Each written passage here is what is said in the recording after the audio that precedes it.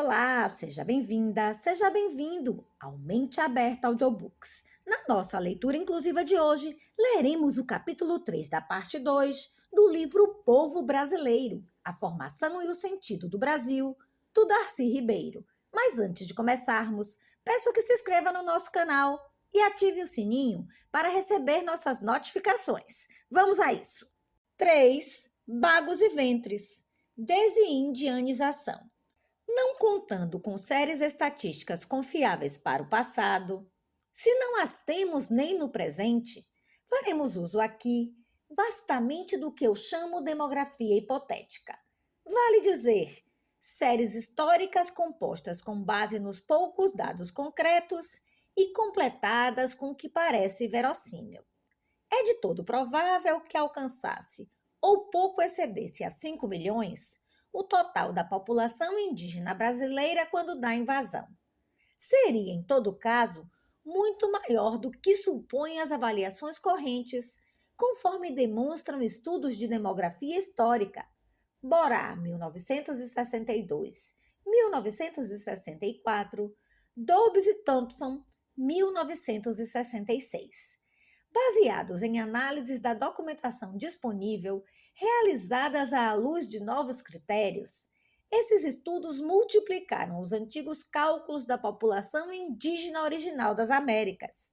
Havia, tanto do lado português como do espanhol, uma tendência evidente dos estudiosos para minimizar a população indígena original.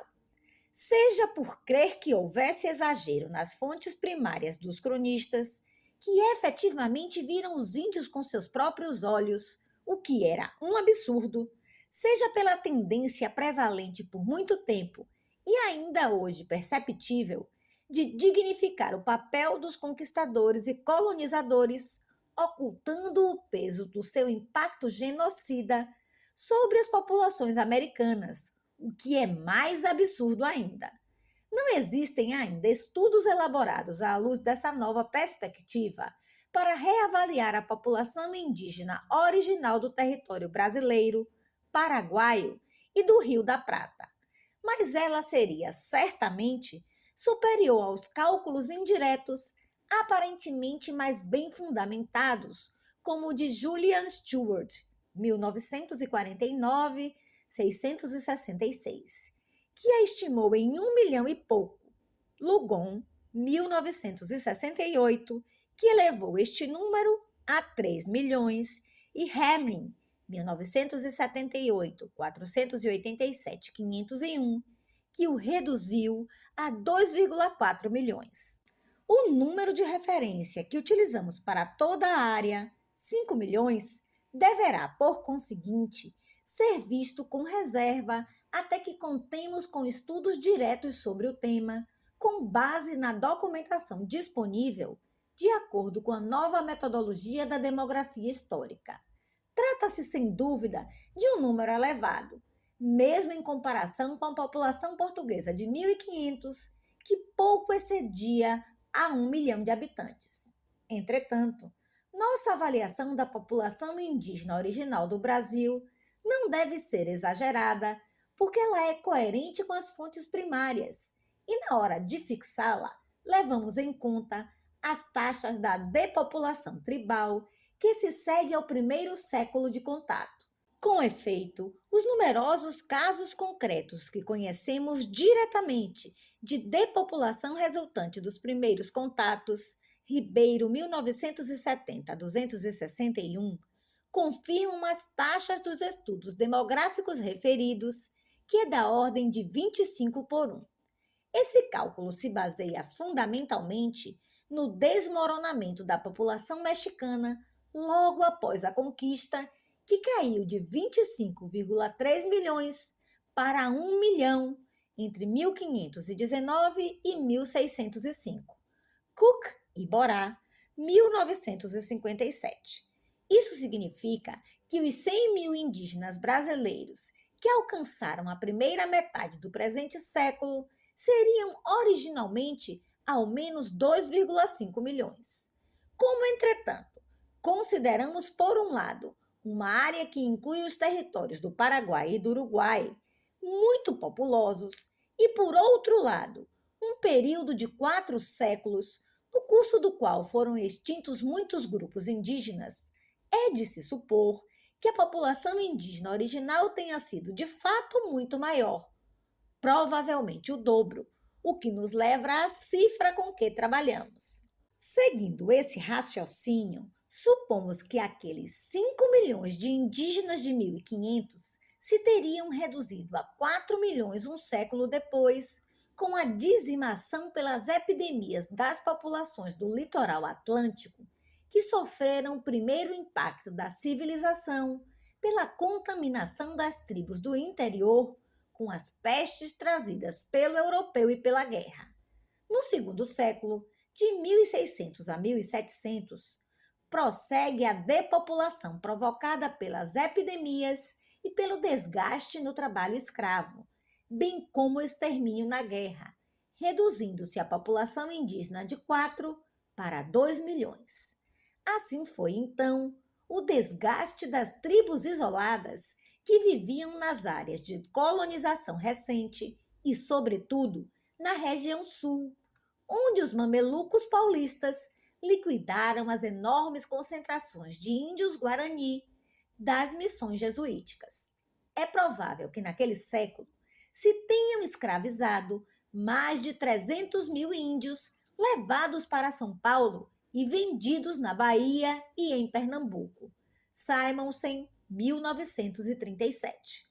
Essa captura de escravos se fazia também por intermédio de muitíssimos índios cativos aliciados nas bandeiras. A proporção de índios para brancos nas bandeiras foi de 700 para 200 na de Cristóvão de Barros e de 900 para 150 na de Antônio Dias Adorno, em 1574, e de 1000 para 200 na bandeira de Raposo Tavares, às reduções jesuíticas em Itatins, 1648. O próprio Nassau mandou contra Palmares, em 1645, uma expedição com 700 índios e 100 mulatos para 300 soldados holandeses, que, aliás, fracassou.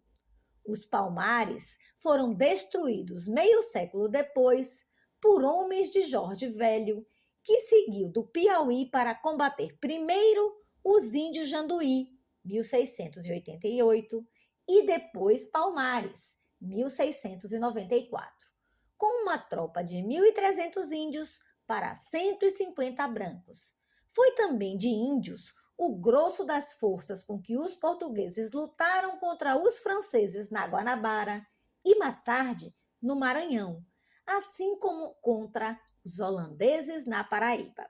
No terceiro século, de 1700 a 1800, se teria gasto, conforme a bizarra expressão dos cronistas coloniais, outro 1 milhão, principalmente no Maranhão, no Pará e no Amazonas, reduzindo-se o montante de índios isolados de 2 para 1 milhão. Esse último 1 milhão vem minguando desde então, com a ocupação de vastas áreas florestais, paulatinamente exploradas em Minas Gerais, São Paulo, Paraná e Santa Catarina, e com a abertura de amplas frentes de expansão no Brasil Central e na Amazônia. Em cada século e em cada região, tribos indígenas virgens de contato e indenes de contágio foram experimentando sucessivamente os impactos das principais compulsões e pestes da civilização e sofreram perdas em seu montante demográfico de que jamais se recuperaram. O efeito dizimador das enfermidades desconhecidas, somado ao engajamento compulsório da força de trabalho e ao da deculturação, conduziram a maior parte dos grupos indígenas à completa extinção. Em muitos casos, porém, sobrevive um remanescente que, via de regra, corresponde àquela proporção de 1 por 25 da população original. A partir desse mínimo é que voltou a crescer lentissimamente. Conforme se vê, a população original do Brasil foi drasticamente reduzida por um genocídio de projeções espantosas que se deu através da guerra de extermínio, do desgaste no trabalho escravo e da virulência das novas enfermidades que os achacaram. A ele se seguiu um etnocídio igualmente dizimador, que atuou através da desmoralização pela catequese, da pressão dos fazendeiros, que iam se aproximando de suas terras, do fracasso de suas próprias tentativas de encontrar um lugar e um papel no mundo dos brancos. Ao genocídio e ao etnocídio se somam guerras de extermínio autorizadas pela coroa contra índios considerados hostis, como os do Vale do Rio Doce e do Itajaí.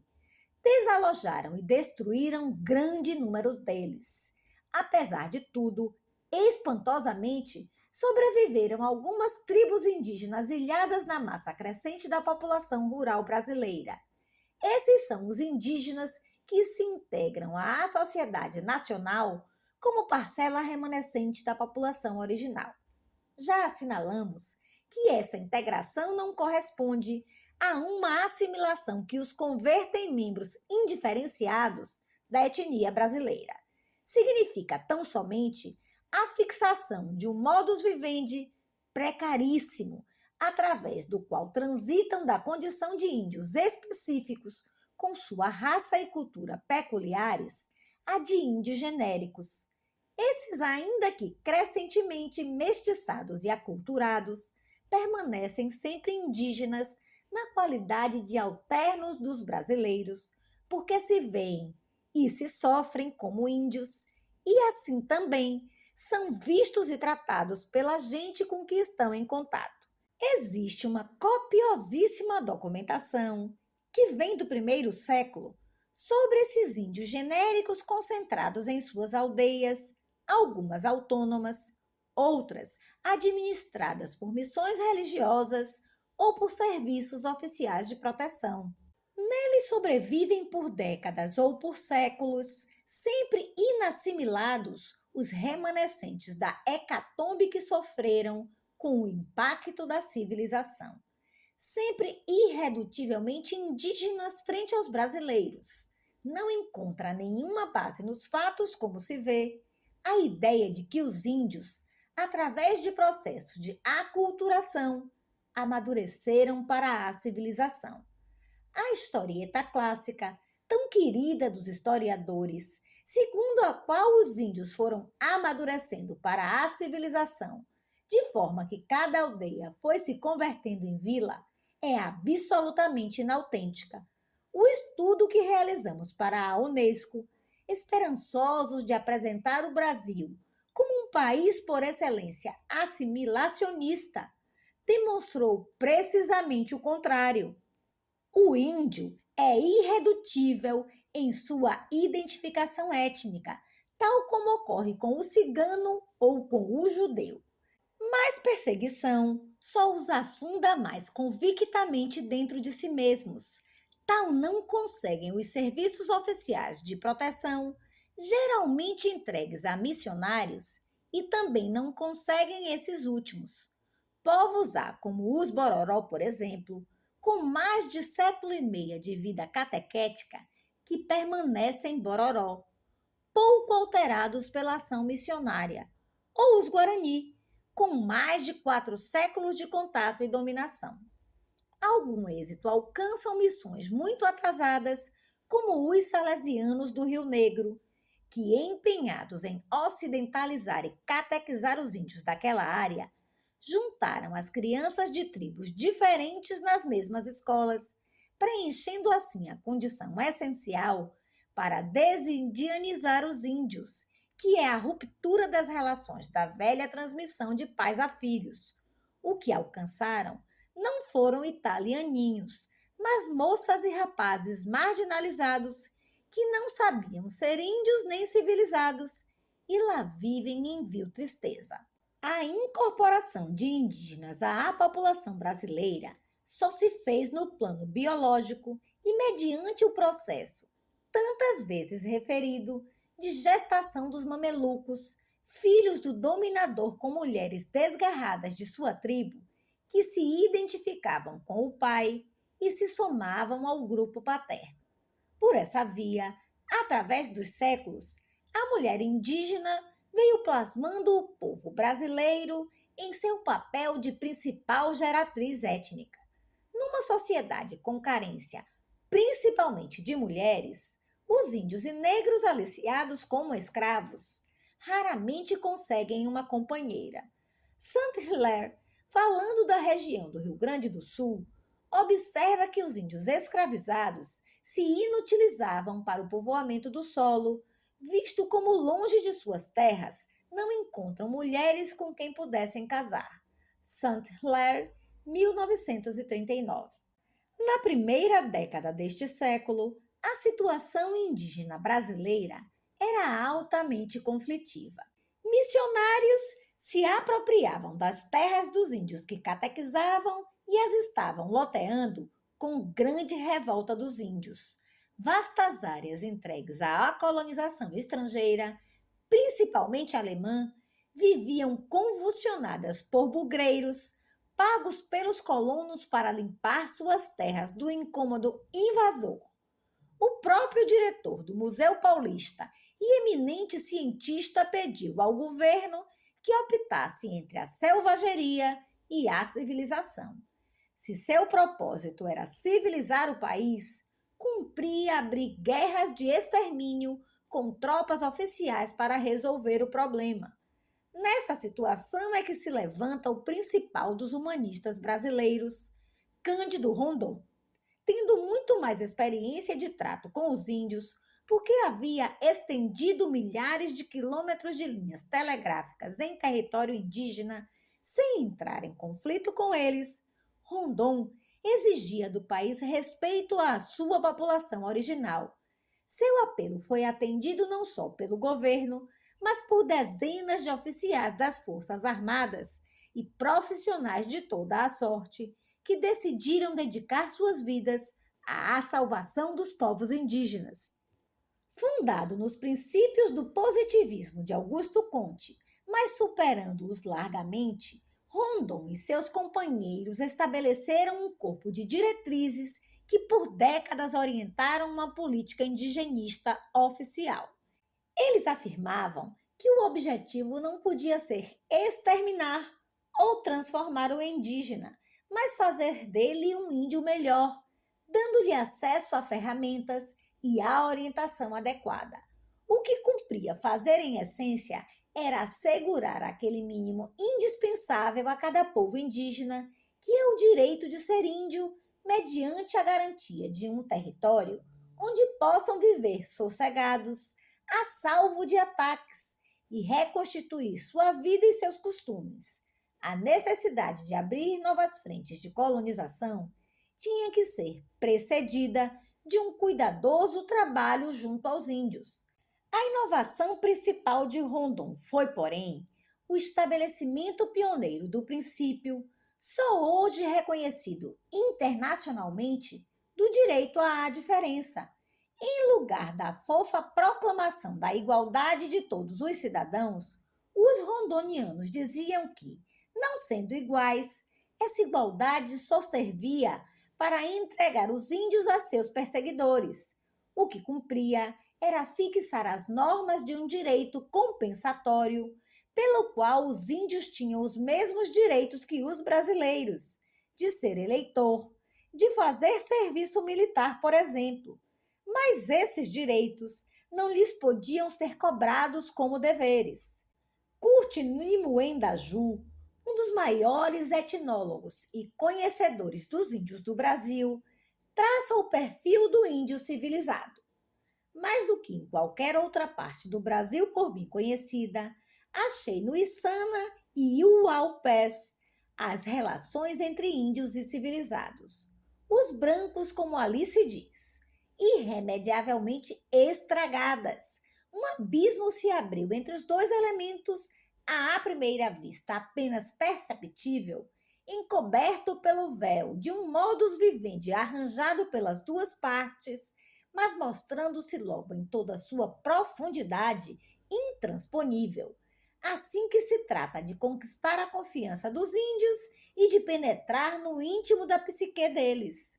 Claro está que a maioria dos civilizados, não compreendendo nem precisando de nada disto, nunca chega ao conhecimento desse abismo, dando-se por muito satisfeita com o modus vivendi e o apresentando muitas vezes orgulhosamente como resultado dos seus processos civilizadores.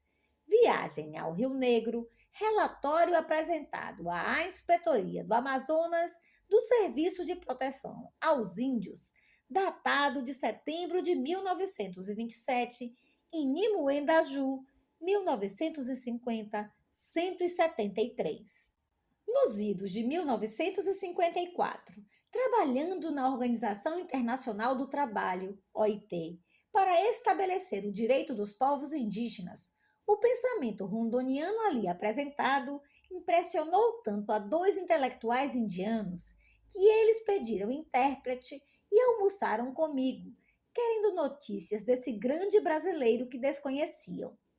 Eu lhes mostrei que não havia nenhuma relação entre Rondon e Gandhi. Eram tão só dois humanismos paralelos.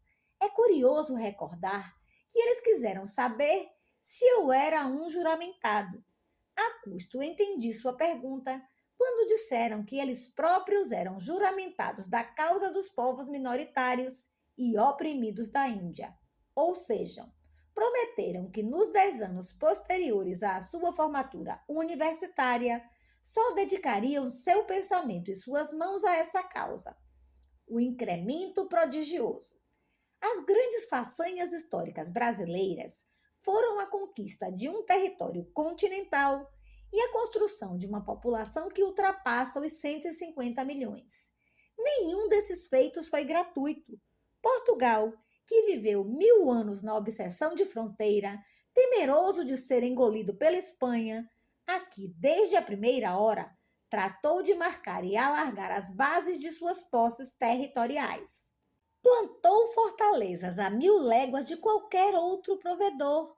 Manteve pela guerra, por séculos, pontos de fixação de seus lindes, como a colônia do Sacramento. A construção da população, se não se fez com um propósito deliberado, foi resultante de uma política demográfica espontaneísta de que resultou tanto a depopulação de milhões de trabalhadores como o incremento de outros milhões. No plano genésico, a população brasileira se constrói simultaneamente pela dizimação mais atroz e pelo incremento mais prodigioso, utilizando largamente a imensa disponibilidade de ventre de mulheres indígenas escravizadas. O incremento da população mestiça foi nada menos que miraculoso. Em 1584, o padre José de Anchieta avaliava a população do Brasil em 57 mil almas, sendo 25 mil brancos da terra, quer dizer, principalmente mestiços de portugueses com índias, 18 mil índios e 14 mil negros.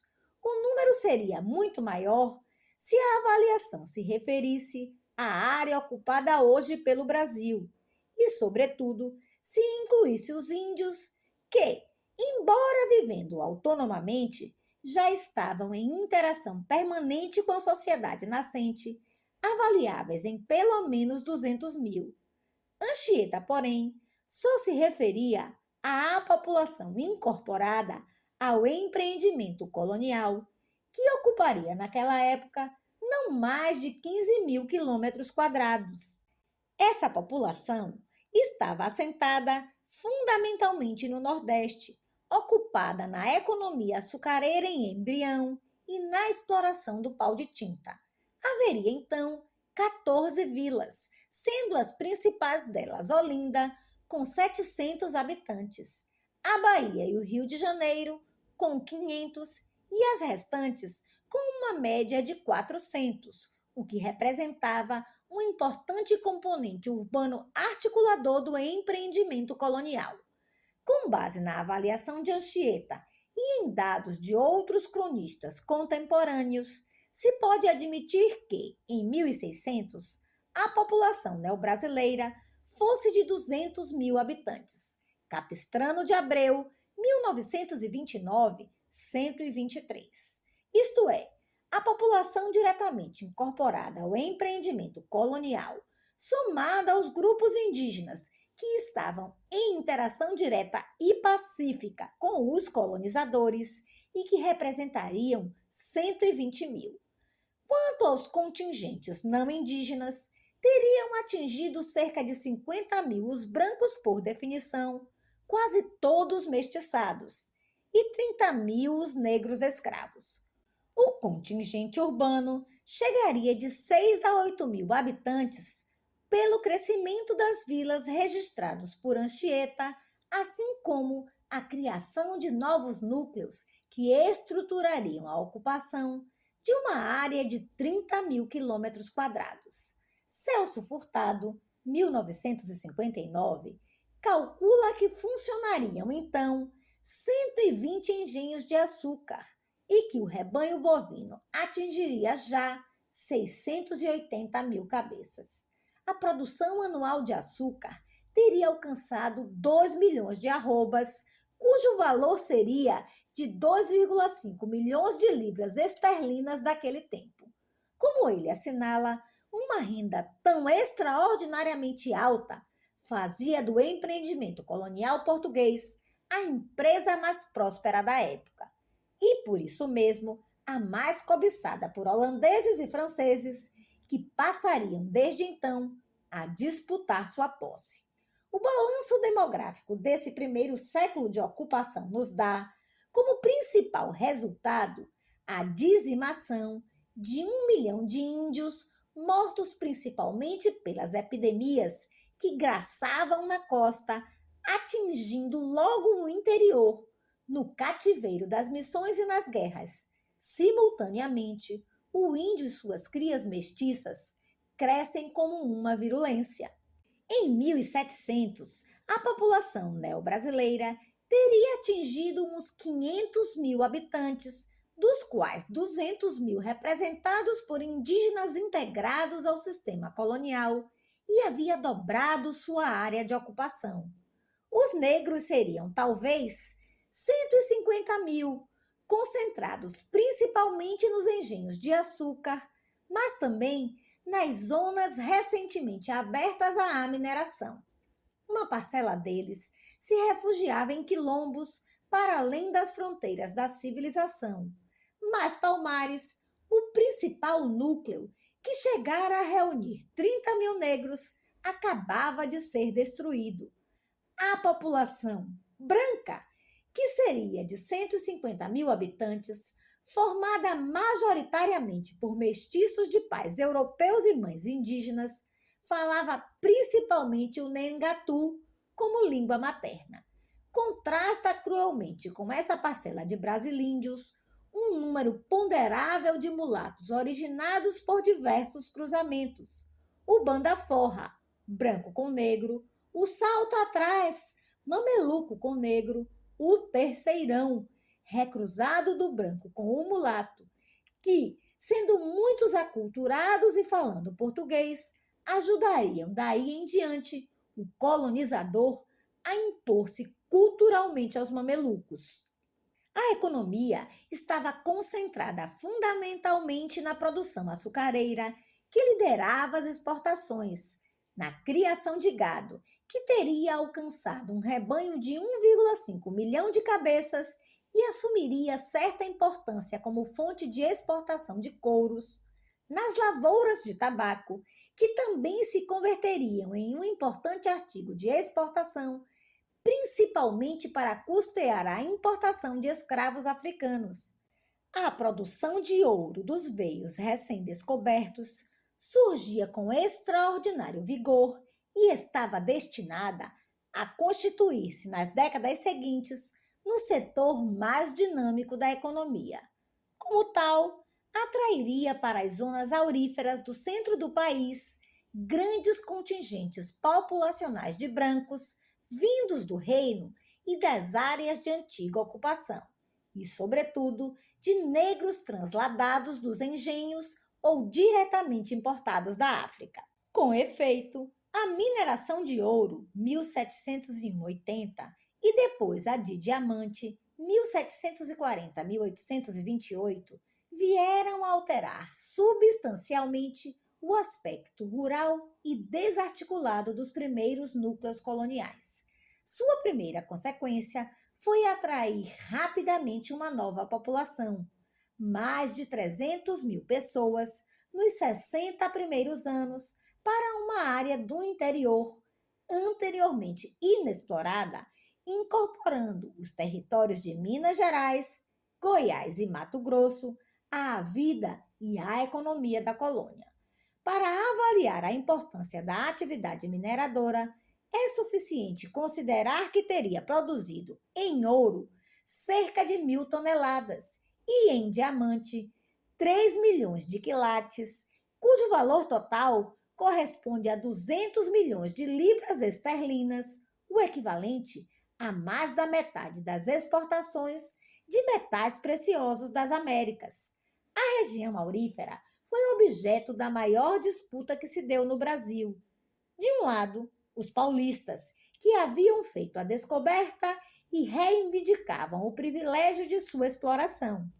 De outro lado, os baianos, que, havendo chegado antes à região com seus rebanhos de gado, tinham tido o cuidado de registrar suas propriedades territoriais. Um certo Guedes, tabelião da Bahia, registrou para si mesmo um fazendão que ia da Bahia até o meio de Minas Gerais. A guerra entre os disputantes agravou enormemente a violência, com traições, assassinatos e roubos. Um pai mandou enforcar seu filho. Um filho largou seu pai dentro de um esquife maciço no Rio das Velhas, rezando para que ele chegasse ao mar e a Portugal. Mas seu impacto foi muito maior.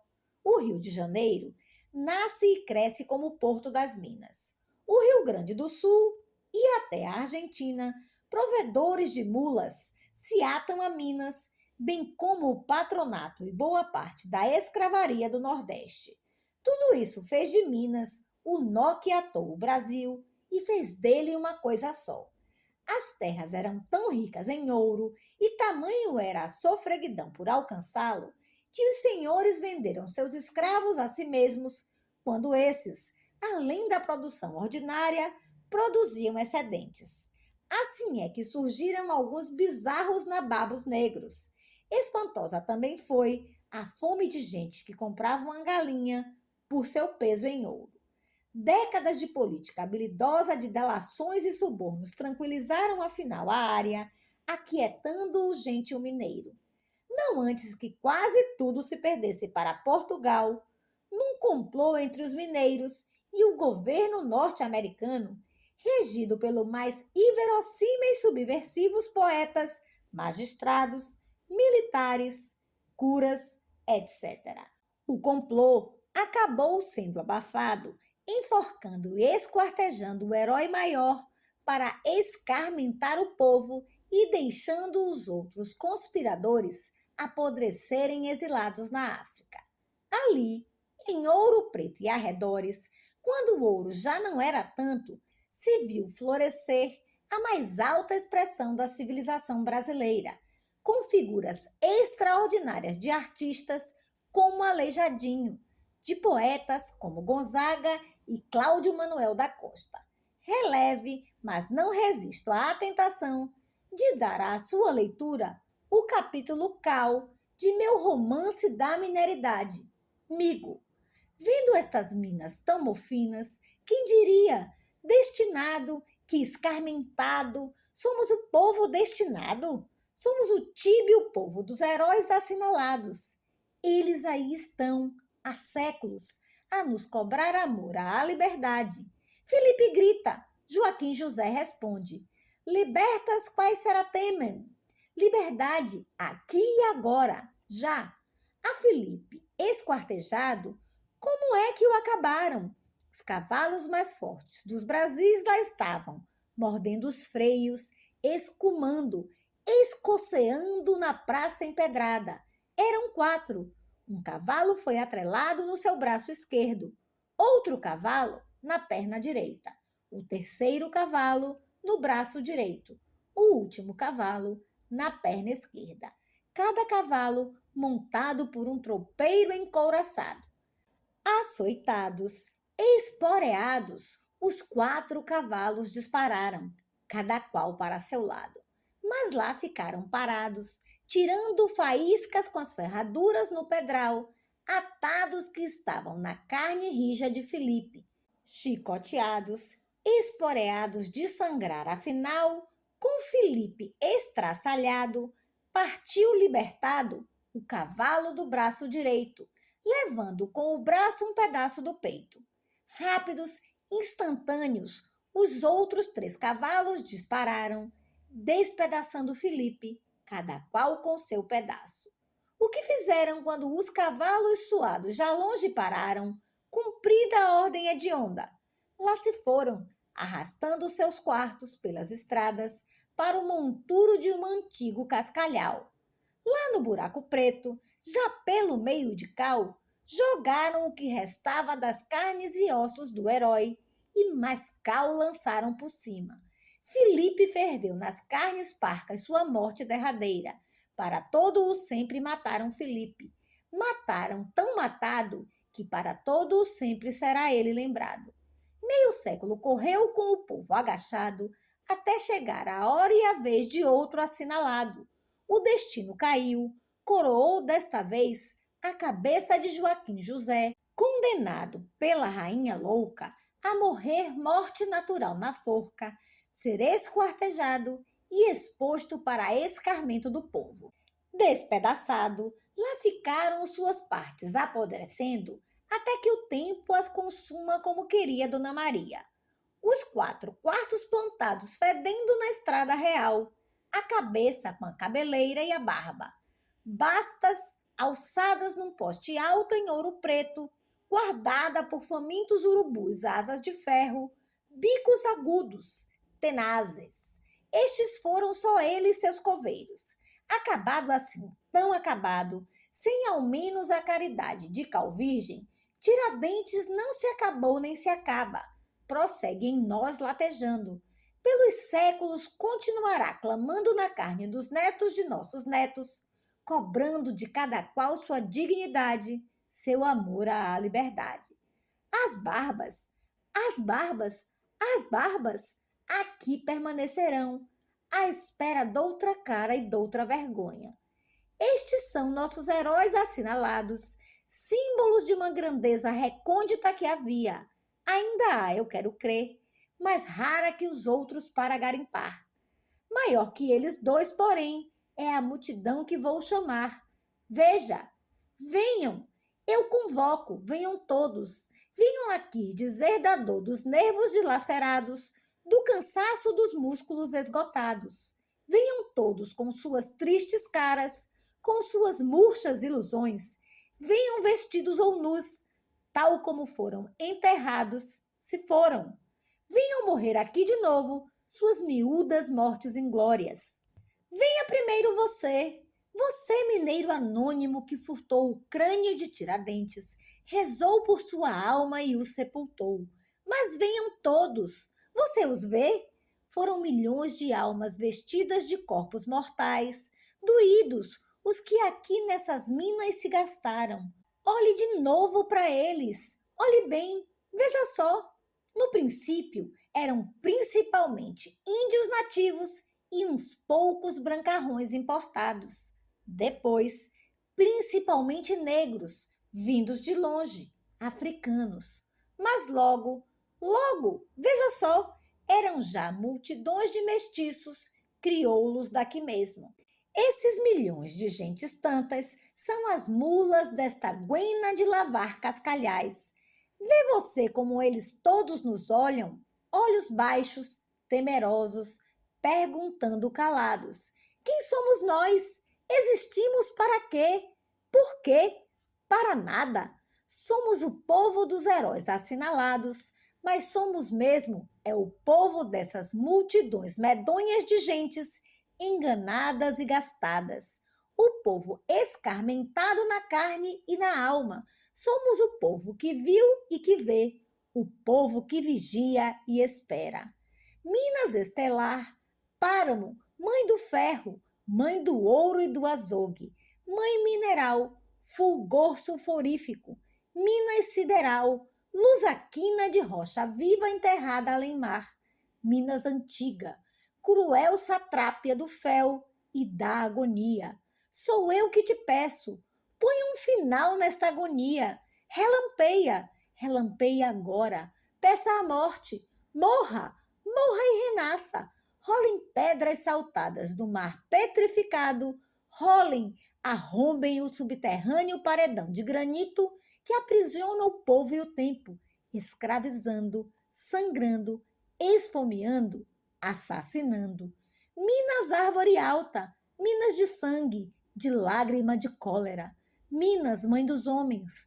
Minas do esperma, do milho, da pétala da pá, da dinamite. Minas carnal da flor e da semente. Minas, mãe da dor, mãe da vergonha. Minas, minha mãe crepuscular. Havemos de amanhecer.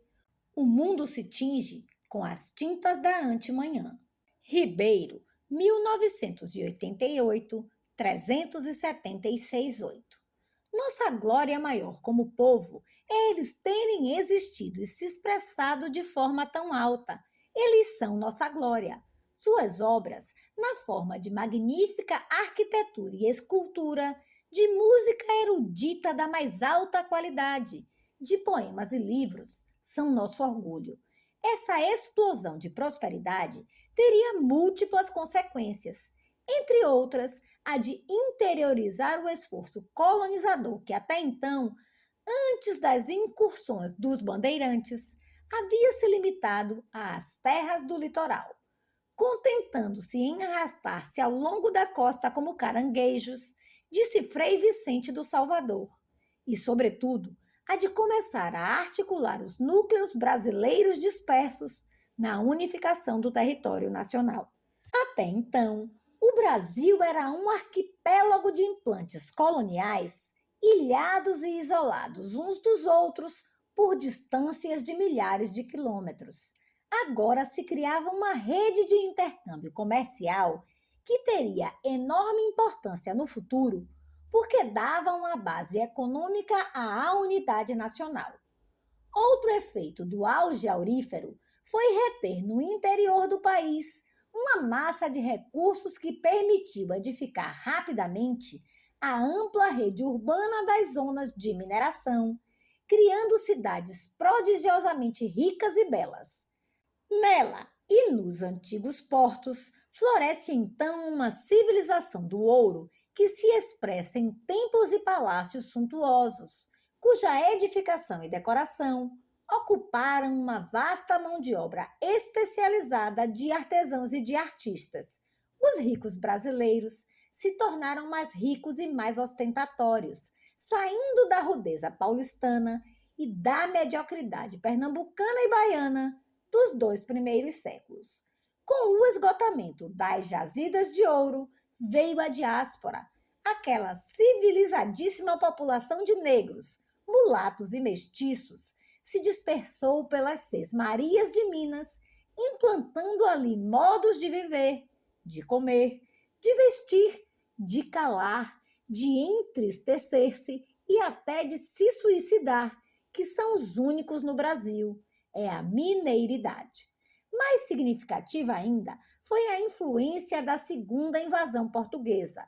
De um dia para outro, quase 20.000 portugueses, fugindo das tropas de Napoleão, aportam à Bahia e ao Rio.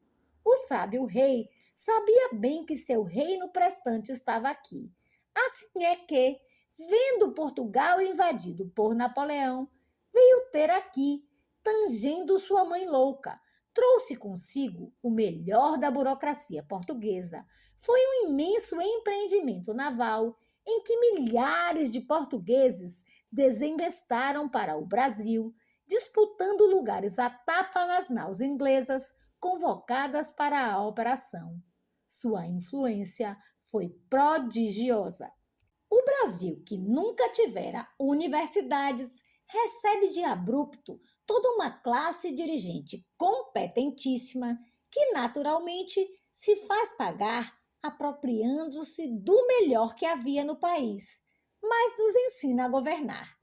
Enquanto a América Hispânica se esfacela e em cada porto se inventa uma nação pouco viável, aqui, apesar das imensas diferenças regionais, se mantém a unidade. Cada levante, mesmo os tisnados de republicanos, era enfrentado pelos generais do rei, levando numa mão os canhões e na outra dragonas e decretos de anistia. É claro que muitas dessas lutas foram tão ferozes que obrigaram El Rei a mandar fuzilar quantidades de curas que eram os intelectuais rebeldes de então. Mas terminada a refrega, tudo se reconciliava. Em 1800, a população do território brasileiro recupera seu montante original de 5 milhões, mas o faz com uma composição invertida. A metade é formada agora por brancos do Brasil, predominantemente pardos, quer dizer, mestiços e mulatos, falando principalmente o português como língua materna e já completamente integrada à cultura neo-brasileira. Os negros escravos somam 1,5 milhão, sendo uma terça parte deles constituída por crioulos, quer dizer, negros nascidos no Brasil e amplamente aculturados.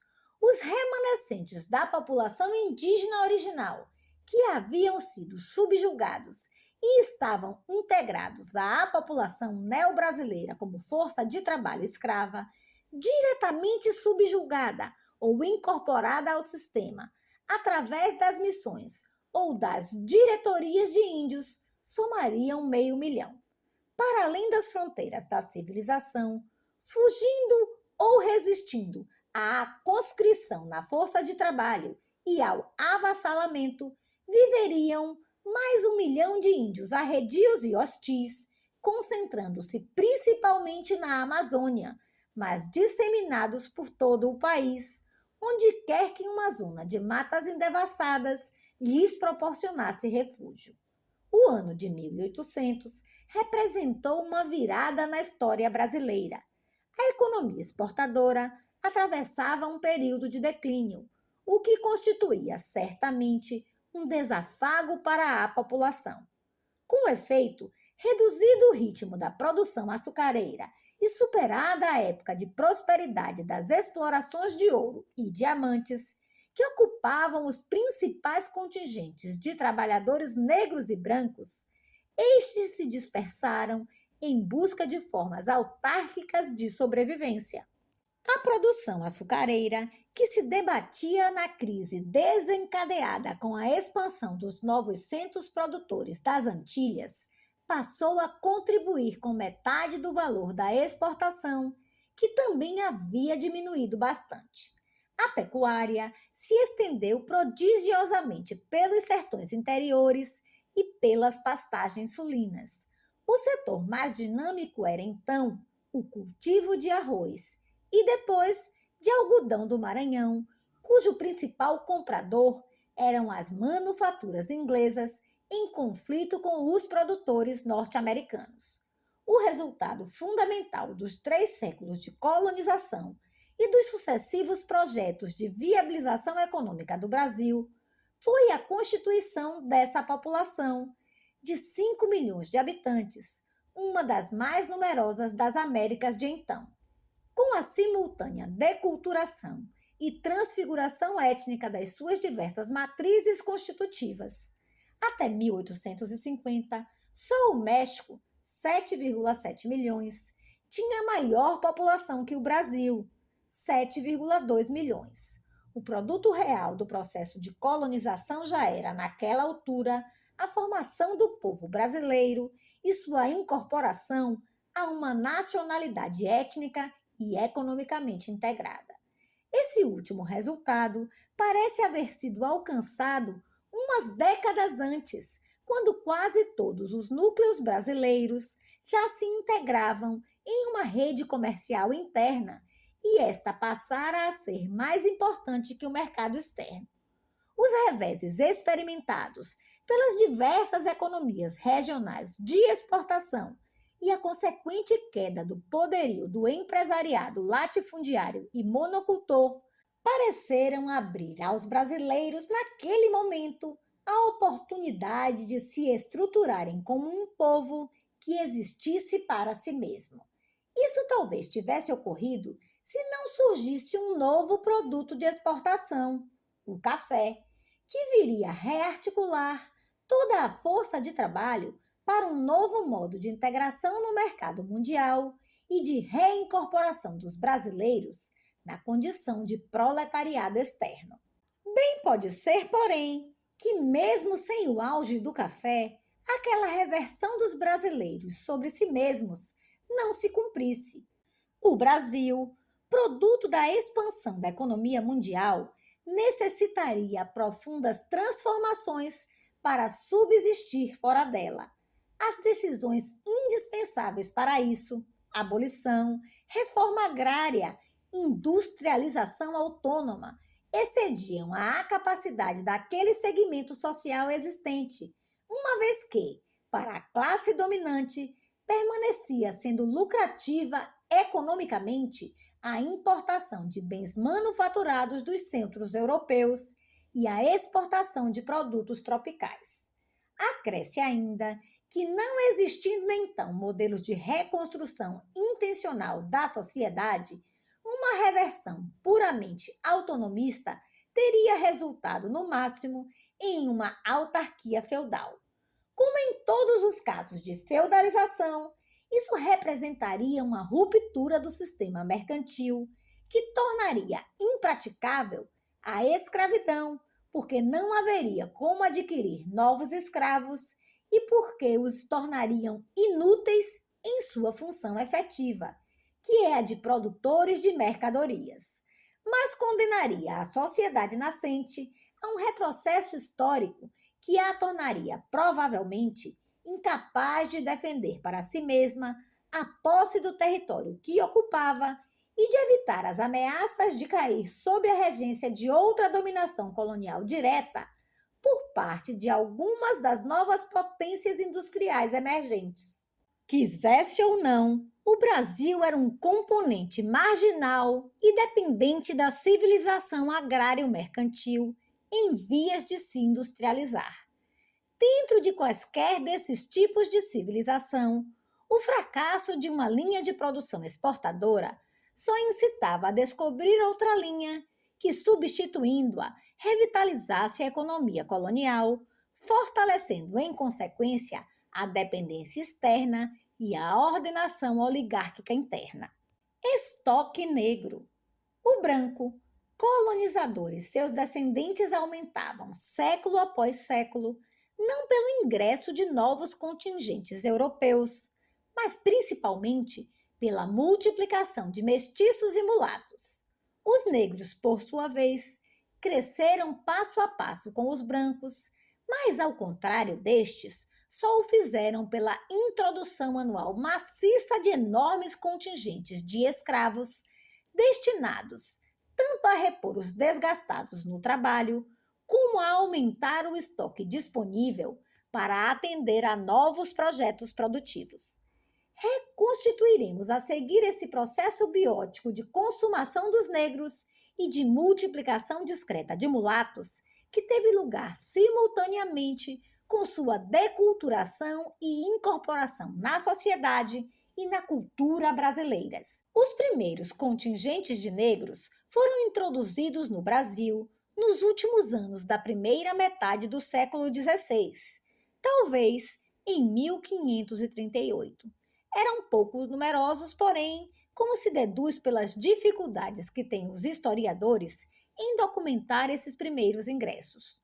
Logo a seguir, entretanto, com o desenvolvimento da economia açucareira, passam a chegar em grandes levas a caçada de negros na África, sua travessia e a venda aqui passam a constituir o grande negócio dos europeus, em que imensos capitais foram investidos e que absorveria no futuro pelo menos metade do valor do açúcar e depois do ouro.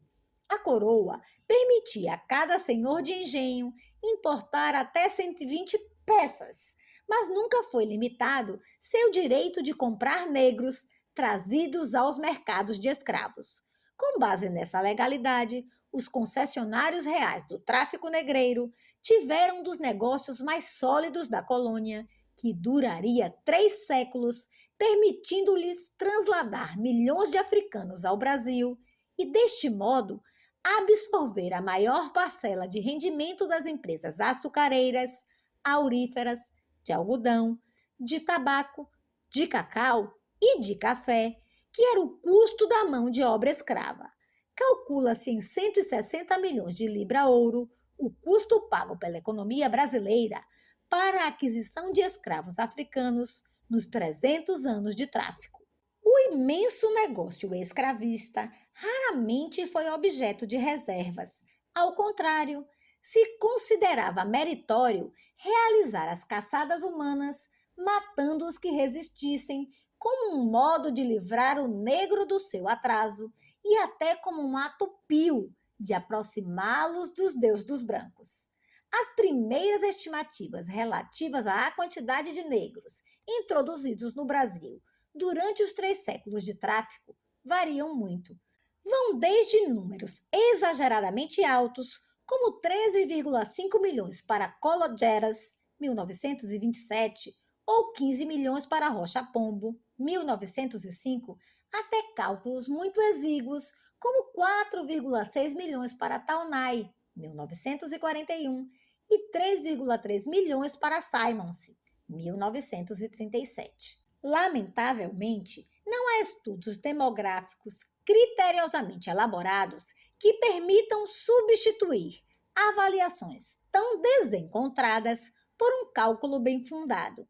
Em um estudo de P. Curtin, 1969, feito com base nos registros oficiais arquivados na Bahia, foram consignados 959.600 escravos introduzidos de 1701 a 1760, 931.800 de 1761 a 1810 e, finalmente, 1.145.400 de 1811 a 1860.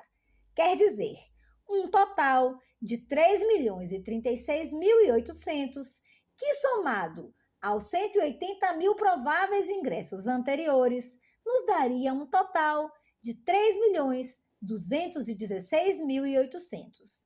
A utilização de dados fiscais como base dos cômputos leva a supor que estes se situam muito abaixo da cifra verdadeira. Com efeito, não se levam em conta, na devida proporção, o contrabando e a ocultação de contingentes escravos para evitar o pagamento de impostos, o que faz supor que o número real bem possa se aproximar até do dobro do assinalado. Uma estimativa próxima deste número, devida a M. Boesco, 1968, parece mais próxima do número real de escravos introduzidos no Brasil. Partindo do total de escravos, geralmente admitido nas fontes primárias para cada século, Boesco aplica a taxa de reposição, que supõe ser necessária para manter o volume de população, sabendo-se que seu crescimento vegetativo era negativo, e agrega taxas adicionais para os períodos em que aumentou a massa escrava. Como resultado de seus cálculos, considerando uma taxa anual decrescente de reposição, que vai de 5% no século XVI a 2% no século XIX, admite um ingresso global de 75 mil negros para o século XVI, 452 mil para o XVII, 3.621.000 para o XVIII e 2.204.000 para o século XIX, o que soma um total de 6.352.000 escravos importados de 1540 a 1860. Esses números de demografia hipotética não contam com a quantidade geralmente admitida nas fontes primárias. A composição da população escrava por sexo e por idade é ainda mais difícil de ser avaliada. Só se conta, por isso, com estimativas vagas e com algumas séries dispersas do número de negros locais que se registraram, sobretudo em Minas Gerais. Para o total e para grandes períodos, temos de extrapolar, nos contentando com vaguidades. A proporção geralmente admitida de homens por mulheres na importação é de 4 para 1. Alguns autores, analisando plantéis de escravos africanos, aceitam avaliações como 162% ou 138% de homens em áreas como Pernambuco para meados do século passado. Dados colhidos em Vassouras, no estado do Rio de Janeiro, para o mesmo período, admitem uma população equilibrada de homens e mulheres. Como teriam chegado aqui tantas mulheres que as estatísticas dos portos não registram? Tratava-se de negrinhas roupadas que alcançavam altos preços, às vezes o de 2 mulatões, se fossem graciosas. Eram luxos que se davam os senhores e capatazes. Produziram quantidades de mulatas que viveram melhores destinos nas casas grandes. Algumas se converteram em mucamas e até se incorporaram às famílias como amas de leite, tal como Gilberto Freire descreve gostosamente. A negra massa, depois de servir aos senhores, provocando às vezes ciúmes em que as senhoras lhes mandavam arrancar todos os dentes, caía na vida de trabalho braçal dos engenhos e das minas em igualdade com os homens. Só a essa negra, largada e envelhecida, o negro tinha acesso para produzir crioulos. Foi tentador demais o desejo de montar fazendas de criação de negros para livrar os empresários das importações. O negócio nunca deu certo. Os negrinhos, espertíssimos, que ali se criavam, encontravam modos de ganhar o mundo fazendo-se passar por negros forros, o que tornava o negócio muito oneroso. Acresce que o moleque que não entrasse no duro trabalho do canavial muito novinho, 12 anos presumivelmente, jamais se adaptaria à dureza desse trabalho. Um parente meu guardou a carta de um capataz que calcula bem as vantagens relativas de usar negros cativos ou importados, optando francamente por estes últimos como os mais rentáveis. Despende-se mais com estes inúteis escravos para seu vestuário, uns pelos outros, 2 covados de biata e 6 varas de pano de algodão, que não importa menos de 2.200 cada um, e todos 290.400, perfazendo o sustento e vestuário anual 3.181.200 réis, além dos curativos das suas doenças, que sempre se gasta mais do que quando gozam saúde. Esta despesa faz anualmente o engenho com a criação dos meninos e com os inválidos e decrépitos por obrigação da caridade para com uns e outros, esperando que os meninos de 15 anos para diante sejam trabalhadores e supram a falta dos africanos. É sem controvérsia que a metade dos que nascem morrem até a idade de 10 anos. E calculando a despesa de um escravo crioulo até dar serviço, monta 24.600 por ano, que nos 15 anos de criação vem a ficar pela quantia de 369.000 réis.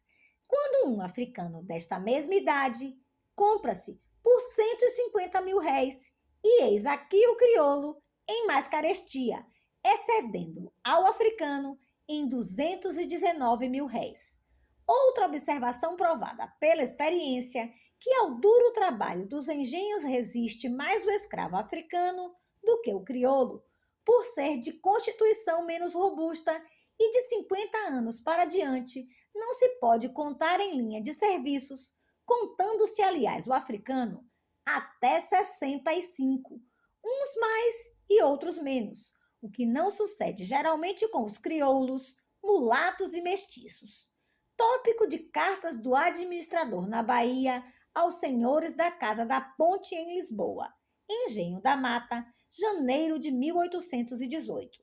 Desconto dos escravos incapazes do agreste trabalho do engenho em Ribeiro Pires, 1979, 298.